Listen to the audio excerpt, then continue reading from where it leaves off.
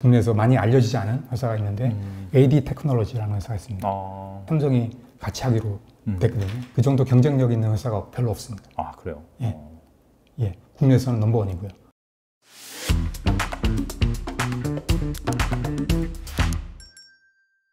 그리고 또 앞서서 살짝 말씀해 주셨는데 예. 사실 삼성전자가 TSMC 양강 구도였지만 예. 최근에 또 인텔이 예. 또 부각이 되고 있잖아요. 아, 그렇죠. 원래 이제 예. 10나노 이하 공정은 예. 인텔도 사실상 이제 힘들다라고 판단을 했는데 최근에 이제 팻 겔싱어라고 해서 예. 그 예전에 인텔의 CTO 출신 그렇죠. 그분을 예. 이제 CEO로 영입을 한 다음에 예. 그리고 이제 미국이 아무래도 이제 중국과의 그 반도체 전쟁을 예. 선포하는 상황에서 예. TSMC와 삼성전자를 좀 자국으로 끌어들이고 예. 하지만 또 여긴 또 다른 나라 기업이니까 예. 자국에서 또 하나의 기업을 키워야 된다는 차원에서 인텔 쪽을 약간 좀 서포트해주고 있다 그런 얘기도 좀 나오고 있더라고요. 그렇죠. 예. 그래서 인텔이 어떻게 보면은 새로운 그런 경쟁의 예. 그런 구도에 포함이 됐다라고 볼 수 있는데 과연 삼성전자가 TSMC를 위협할 수 있는 수준이 될까요, 인텔이? 일단은 그 인텔 같은 경우도 보시면 이제 원래 파운드리 사업을 했어요. 그렇죠. 네. 재시도하는 거거든요. 근데 이제 그럴 수 있는 배경이 뭐냐면 인텔이 내부적으로 상당히 좀 위기에 많이 봉착했잖아요. 여러 가지 아까 말씀드린 네. 미세화 공정의 어떤 진척이 없었다든가 네. 그것 때문에 엄청나게 한때 주가 네. 많이 떨어졌잖아요. 네. 그런 거라든가 또 다른 뭐 특별하게 뭐 예를 들면 뭐 모빌리티 이쪽 외에는 특별한 수익원이 많지 않아요. 미래 먹거리가. 하다 보니까 파운드리는 엄청난 아까 말씀드린 대로 시장성이 보장된 그런 사업이거든요. 그러니까 엄청난 사업을 포기할 수가 없는 거죠. 그 다음에 또 미국에서 아까 말씀하신 대로 엄청난 지원을 할 수밖에 없는 네. 상황이잖아요. 네. 하다 보니까 물 만난 거죠. 예. 그래서 일단은 진출 선언했고, 제가 어제 또 신문 보니까 2025년 그때 2나노 한다고 얘기를 하더라고요. 근데 지금 딱 보면은 지금 현실을 한번 보면 일단은 그 미세 공정에서 인텔은 TSMC나 삼성에 뒤졌어요. 뭐 보면 내가 보기에는 한 2년 이상은 뒤진 것 같아요. 한 2년 정도? 그 중국업체랑 비슷하네요. 네. 뒤졌습니다. 예, 지금 뭐 7나노 지금 개명해가지고 약간 이름 바꿨는데 그게 한 4나노 정도 됩니다. 그죠? 그걸 지금 아직도 못하고 있어요. 내년이나 내후년 할 텐데 네. 지금 뭐 4나노는 뭐 삼성이라든지 TSMC 거의 뭐 양산 단계에 와 있거든요. 예, 그러니까 2년 이상 뒤진 거죠. 예. 그 다음에 또 문제가 뭐냐면, 아까 말씀드린 대로, 그 인텔 같은 경우에는 지금 EUV 장비를 아직 도입을 안 하고 있어요. 그러니까 그렇죠. 네. 앞으로 도입할 겁니다. 네네. 근데 이제 문제가 뭐냐면, 지금 TSMC하고 삼성만 해도 지금 EUV 장비 모자란다고 난리인데, 그렇죠. 네. 얼마만큼 이제 EUV 장비를 또 구해올 수 있느냐. 지금 뭐 내부에서는 뭐 협력이 잘 돼 있기 때문에 금방 도입한다. 얘기를 하고 있어요. 근데 이제 그게 과연 잘 될까? 그런 문제가 제가 좀 퀘스천이 들고요. 그 다음에 만약에 제대로 들어온다 그러더라도 일단은 이게 금방 바로 되는 게 아니에요. 삼성도 애먹었어요. 수율을 맞추고. 예, 수율 맞추는데 어려웠어요. 그렇죠. 그러니까 지금도 약간 그것 때문에 문제가 있습니다. 제가 알기로. 어떻게 되는지 모르겠습니다, 내부는. 네네. 아마 그렇게 저는 알고 있고, 그것 때문에 수율이 많이 높지 않은 걸로 알고 있어요. 근데 이제 몇 년은 또 고생해야 되잖아요. 그렇죠. 예, 근데 인텔 물론 이제 기술적으로 상당히 앞서 있지만 그런 과정을 다 겪어야 된다는 거죠. 근데 이제 문제는 뭐냐면 삼성이라든지 그 다음에 TSMC 같은 경우에는 지금 엄청나게 또 가만히 쉬고 있는 게 아니잖아요. 그렇죠. 엄청나게 지금 계속 미세화 계속 노력하고 있잖아요. 네네. 그러니까 같이 열심히 하고 있다고요. 그러니까 쉬고 있다 그러면은 금방 쫓아가겠죠. 네네. 근데 쉬고 있는 게 아니잖아요. 엄청나게 열심히 하고 있잖아요. 그러니까 과연 계획대로 한다 그러면 분명히 위협이 될 겁니다. 5년 있다가. 네. 뭐 4, 5년 있다가 네. 될 텐데 네. 지금 상황에서는 아니라는 거죠. 지금 상황에서는. 근데 이게 계획대로 된다면 위협이 될 수 있죠, 물론. 근데 이제 모든 게 말처럼 된다면 제가 방금 그 말씀 드리려고 그랬어요. 그래요? 계획대로 된 게 없더라고요. 삶을 살아보니까 그렇죠. 계획대로 된 게 별로 없더라고요. 알겠습니다. 그리고 이제 또 하나 또 제가 이제 또 생각이 드는 게 그 인텔 같은 경우는 예. 사실 종합 반도체 업체잖아요. 예, 그렇죠. 예. CPU나 그쪽 부분에서 또 팹리스를 하고 있기 때문에 예. 제 생각에는 삼성전자 약간 좀 비슷한 그런 좀 아킬레스건? 예. 그러니까 그렇죠. 다른 팹리스 업체들이 과감하게 인텔에 맡기기 좀 그렇죠. 지금 그런 상황이 분명히 있겠죠. 예. 예. 분명히 있을 겁니다. 예. 그래서 그런 것들을 다 종합을 해보면 예. 뭐 사실 근데 그게 꼭 나쁜 것만 아니니까 내부적으로 보면. 왜냐면 이게 예를 들면 이제 삼성 같은 경우에 이제 그 TSMC보다 좀 난 게 뭐냐면 지금 종합반도체 다 하고 있잖아요. 네네네. 팹리스도 하고 있고 네. 하다 보니까 어떤 문제를 볼 수 있는 시각이라든지 고객의 어떤 이해도가 높아요. 네, 무슨 말인지 알겠죠? 네네네. 네. TSMC는 그런 게 없다는 거죠. 네. 종합적인 어떤 판단 능력이라든지 문제 해결 능력. 네네. 예. 그 부분은 또 장점으로 작용할 수 있겠네요. 예. 알겠습니다. 그리고 그 앞서서도 나온 얘기인데 삼성전자가 이제 미국에 대대적인 투자를 이제 예, 예. 단행할 것으로 계획이 되고 예. 있어요. 그래서 뭐 예. 맨 처음에 뭐 오스틴 나왔다가 또 테일러 예. 나왔다가 예, 최근에 그렇죠. 또 뉴욕주 얘기도 막 나오고 하는데 예, 예. 그래서 이제 엄청나게 여기다 투자를 할 건데 예. 그렇다면은 뭔가 그 투자를 함에 있어서 분명히 장비 수요가 늘고 예. 그다음에 그 공장이 완공이 되면은 예. 공장이 가동이 되면서 예. 또 소재도 많이 수요도 늘 것 같은데 예. 이거와 관련해서 혹시 좀 주목할 만한 그런 예. 기업들이 좀 있을까요? 제가 보기에는 물론 이제 이거는 개인적인 생각입니다. 네. 다 생각이 다르기 때문에. 네네. 예. 저는 일단은 가장 이제 먼저 필요한 게 장비거든요. 네네. 근데 장비 업체들 보면 지금 아까 말씀드린 대로 지금 세메스하고 원익을 좀 많이 주목해야 될 것 같아요. 제 생각은. 예. 예. 왜 그러냐면 일단은 그 세메스 같은 경우에는 지금 거의 지분이 삼성입니다. 그러니까 삼성 계열사예요. 네네. 그러니까 자기 반도체 장비 살 수밖에 없죠. 예전에도 그렇게 다 샀어요. 당연히 살 수밖에 없겠죠. 네네네. 그 다음에 원익 같은 경우도 지분이 3.8%인가 들어가 있어요. 네, 삼성이 지분 투자한 기업 예. 있더라고요, 보니까. 그래서 살 수밖에 없는 그런 게 있다는 거죠. 그리고 기술적으로도 상당히 좋아요. 아, 예. 하니까 안 살 이유도 없죠. 물론 이제 그 어떤 기술이 많이 떨어진다 그러면 안 사겠죠, 당연히. 같은 뭐 계열이나 뭐 네. 같은 회사라도. 네네. 근데 이제 기술도 괜찮아요. 그러면 당연히 밀어주겠죠. 예.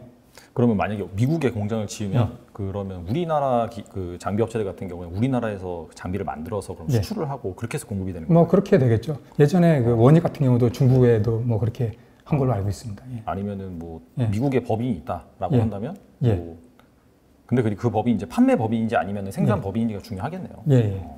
알겠습니다. 그리고 그런 차원에서 또 생각을 해보면 삼성전자가 지분 투자한 기업들이 좀 몇 개 있긴 하거든요. 예, 예. 뭐 캐시텍도 뭐 아, 한 예, 것 예. 같고. 네. 그런 회사들이 아무래도 우선권을 갖겠죠. 예. 네, 알겠습니다. 또 그리고 그 최근에 그 앞서서도 이제 미세화 공정을 하다 보니까 비용이 천문학적으로 늘어나서 이제는 그 뭐 예를 들어서 예전에는 뭐 한 1억 정도 투자를 하면 이만큼 진보를 했는데 예. 지금 같은 경우 이만큼 또 진보를 하기 위해서는 1억이 아니라 막 2억, 3억 예, 이렇게 그렇죠. 이제 투자를 해야 된다는 그런 상황이 예. 왔기 때문에 예. 이게 뭔가 미세화 쪽에 너무 집중적으로 투자하는 예. 그 부분보다도 예. 최근에 약간 후공정 그쪽에서 맞습니다. 패키지 예, 이런 맞습니다. 쪽을 좀 강화한다는 얘기가 있더라고요. 예. 그래서 뭐 AP라든지 아니면은 뭐 그냥 메모리 반도체를 같이 해서 이제 패키징을 한다든지 예, 예. 그런 기술이 뭐 지금 성장을 하고 있다라고 하는데 예. 이 부분이 사실인지. 예, 맞습니다. 예. 지금 패키징 하는 거는 일단은 그게 예전에는 메모리 때는 그렇게 중요하진 않았어요. 네네. 그러니까 삼성 내에서도 자체적으로 많이 하는 경우가 많이 있었거든요. 네네. 예, 왜냐하면 이제 그렇게 중요하지 않고 그렇게 어렵지 않았어요. 근데 네. 이제 이 시스템 반도체 쪽은 또 얘기가 달라져요. 아, 예, 복잡해집니다. 어. 예, 훨씬 더 기술적으로 많이 진보된 거거든요. 하다 보니까 패키징도 상당히 어렵습니다. 메모리보다. 네네. 하다 보니까 있기 때문에 그 다음에 또 그 패키지를 어떻게 하느냐에 따라서 성능이 또 달라집니다. 그래서 팹리스 같은 경우도 패키지 상당히 신경 많이 씁니다. 주문할 때. 예. 왜냐하면 패키지에 따라서 성능이 더 좋아지거나 나빠질 수 있기 때문에 인텔도 마찬가지로 그런 패키징 능력을 하기 위해서 많이 신경 쓰고 있습니다. 예. 모든 기업이 마찬가지입니다. 예. 그러면 혹시 뭐 이걸로 인해서 그런 패키지 단에서 수혜를 볼 만한 그런 기업들이 예, 있을까요? 있죠. 예. 네. 그러니까 예전에는 그 아까 말씀드린 대로 메모리 같은 경우에는 다 혼자서 하다 보니까 네. 뭐 그런 수혜 기업들이 많지 않았죠. 근데 이제 시스템 반도체는 이렇게 분할이 많이 되잖아요. 하다 보니까 삼성도 많이 이제 외주를 줍니다. 그러니까 패키징은 또 네. 다른 회사에 많이 주게 됩니다. 어쩔 수 네. 없이. 왜냐하면 또 그럴 수밖에 없어요. 또 그 삼성 같은 경우도 지금 세이프라는 그런 생태계를 만들고 있잖아요. TSMC 하는 것처럼 똑같이 이제 만들고 있습니다. 하다 보니까 아 세이프가 그러면 뭐 이렇게 약간 뭐 상생 그런 거. 그렇죠. 그러니까 이게 생태계를 만드는 거예요. 그러니까 그 파운드리가 특히나 중요한 게 뭐냐면은 그런 그 생태계가 중요합니다. 그 TSMC가 성공할 수 있었던 것도 그런 생태계를 잘 만들었어요. 예를 들면 이제 EDA 얼라이언스라든지 IP 얼라이언스라든지 디자인 하우스라든지 그다음에 패키징 회사라든지 네네. 이런 회사들이 다 전문적인 회사들이 다 있어요. 따로. 하다 보니까 그런 회사들을 다 이제 끌어들이는 거죠. 그러면서 이제 시너지가 나고 서로 다 잘 되는 거거든요. 그 삼성이 예전에 그런 걸 잘 못했어요. 그래서 크지 않았습니다. 그래서 그걸 알고 이제 그런 세이프를 만들었어요. 그래서 그런 그러니까 한 기업에서 모든 걸 잘할 수 없잖아요. 그렇죠. 그러니까 잘하는 기업들을 끌어오는 거죠. 그 분야에. 그래서 이제 서로 상생하는 거죠. 그런 식으로 지금 하고 있습니다. 그래서 패키지도 마찬가지로 그렇게 많은 업체들을 끌어들이고 있습니다. 그래서 지금 주목하는 회사가 일단 엠코 테크놀로지도 얼마 전에 지금 파트너가 됐습니다. 그래서 패키지를 할 거고요. 그 외에도 이제 패키지 업체들 국내에 상당히 많습니다.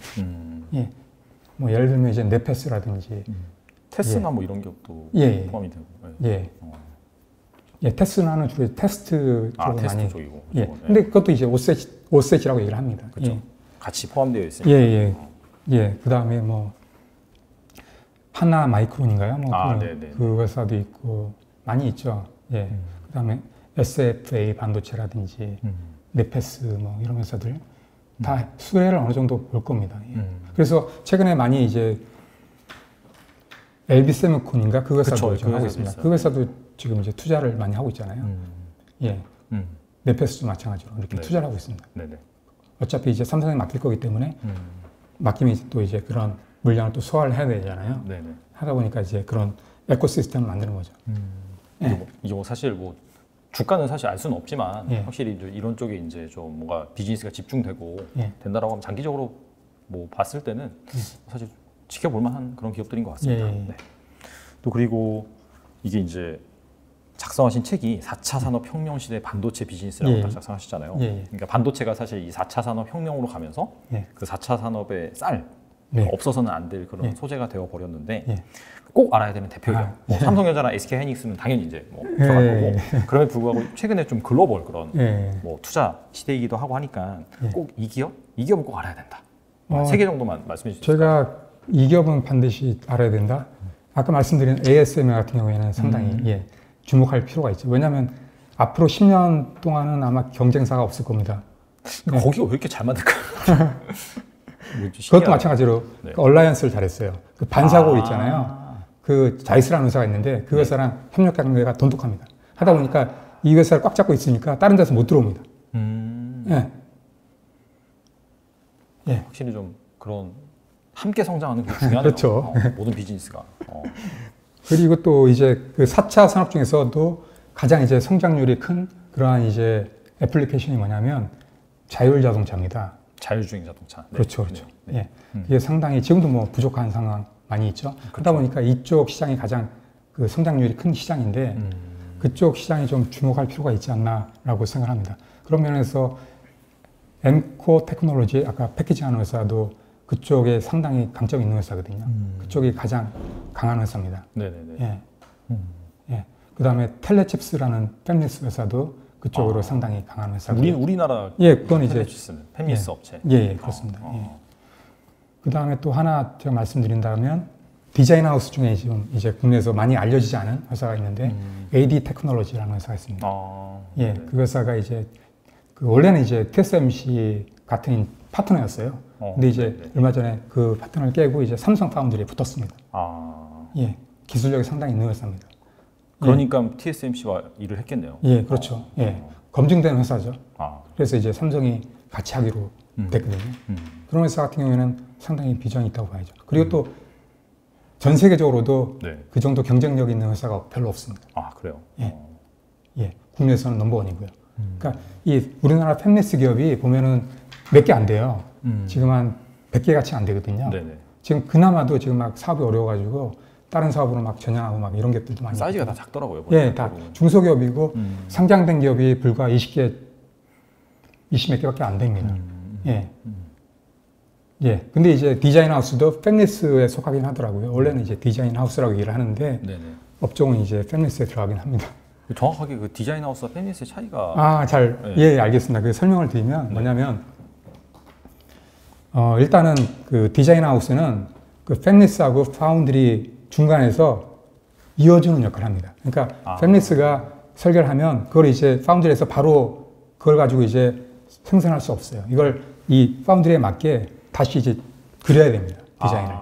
그걸 이제 해주는 회사입니다. 약간 리폼을 한다 그렇게 이해하면 돼요. 그리고 또 이게 왜 중요하냐면 이 주로 이제 디자인 하우스들이 영업할 수가 있어요. 그러니까 굳이 뭐 삼성이나 이런 데서 영업하지 않아도 디자인 하우스에서 영업을 할 수가 있는 거죠. 그러니까 삼성이랑 해줄게. 일로 와. 해가지고 이제 할 수 있는 거죠. 이어줄 수 있는 거죠.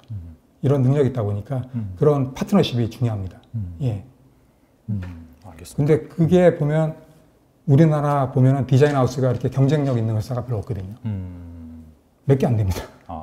하다 보니까 그게 지금 계속 지금 또 규모를 키우고 있거든요, 회사가. 하다 보니까 그 회사가 앞으로도 좀 성장하지 않을까라고 생각은 좀 하고 있습니다.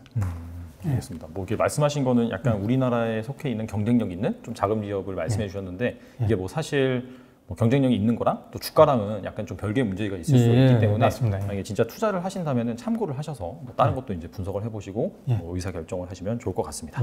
네, 오늘 교수님 모시고 그 반도체 비즈니스 업계 동향 뭐 이런 부분에 대해서 말씀을 나눠봤는데 그 아무래도 이제 현업에 계시다 보니까 일반적인 시장에서 알 수 없었던 그런 얘기들을 많이 해주신 것 같아요. 그리고 또 의외로 이제 알짜, 그러니까 뭔가 현업에서 봤을 때 기술력이 있다라는 기업들도 또 몇 군데 말씀해 주셔서 뭐 여러분들이 투자하시는데 좀 도움을 받으셨으면 좋겠고, 특히나 이제 그 최근에 저술하신 책이 있습니다. 그 책을 보시면 그 반도체 비즈니스 단으로 상세하게 그 어떤 비즈니스가 있고 또 여기에서 핵심이 되는 기업은 무엇인지, 뭐 우리나라 기업뿐만 아니라 글로벌 기업 잘 정리를 해놨으니까 이걸 보고 반도체 투자자라면은 한 번씩 읽어보고 투자를 하셨으면 좋겠습니다.